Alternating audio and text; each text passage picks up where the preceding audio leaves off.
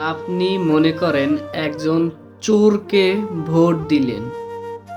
শুনুন, আপনি একজন চোরকে ভোট দিলেন। চোর কি করলো? গম চুরি করলো।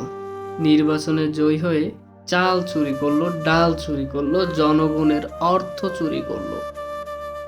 তখন তার যে এই চুরির ভারটা, এর জন্য কিন্তু আপনিই দায়ী।